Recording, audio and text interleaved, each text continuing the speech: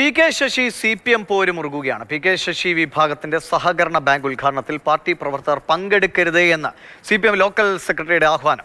Palakkad Kanjirappuzha rural credit cooperative society office ഉദ്ഘാടന ചടങ്ങിലാണ് ഈ ബഹിഷ്കരണം. ഗൂഗിൾ VS വിവരങ്ങൾ വേണ്ട. ഗൂഗിൾ, കുറച്ച് നാളുകളായി ഈ ഒരു അഭിപ്രായ വ്യത്യാസങ്ങൾ തുടങ്ങിയിട്ട്.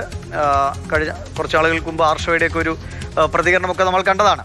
ഇതിപ്പോൾ എന്താണ്, പ്രത്യക്ഷത്തിൽ വരികയാണോ? അതായത് പി കെ ശശി CPM പോര് വീണ്ടും മുറുകുന്നു. കുറേ നാളുകളായി ഇത്തരത്തിലുള്ള പ്രശ്നങ്ങളുണ്ട്. പി കെ ശശി വിഭാഗത്തിൻ്റെ സഹകരണ ബാങ്ക് ഉദ്ഘാടനത്തിൽ നിന്നാണ് പാർട്ടി പ്രവർത്തകർ വിട്ടുനിന്നത്. പി കെ ശശി വിഭാഗത്തിൻ്റെ എന്ന് പറയുമ്പോൾ അത് ആ രീതിയിൽ പാർട്ടിയിലെ പി കെ ശശി അനുകൂലിക്കുന്ന വിഭാഗത്തിൻ്റെ ബാങ്കാണ്.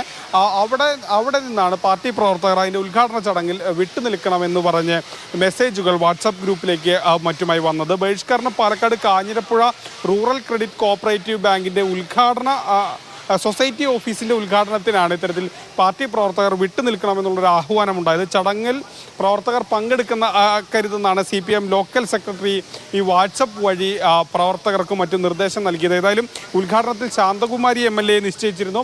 അവർ ആ പരിപാടിയിൽ പങ്കെടുത്തില്ല എന്നുള്ളതാണ് ഏറ്റവും ശ്രദ്ധേയമായി നമുക്ക് കാണാൻ കഴിയുന്നത്. ഏതായാലും ഈ പ്രസംഗത്തിൽ ഇതിനിടയിൽ കണ്ണുരുട്ടി പേടിപ്പിക്കേണ്ടെന്നും പി കെ ശശി പറഞ്ഞിരുന്നു.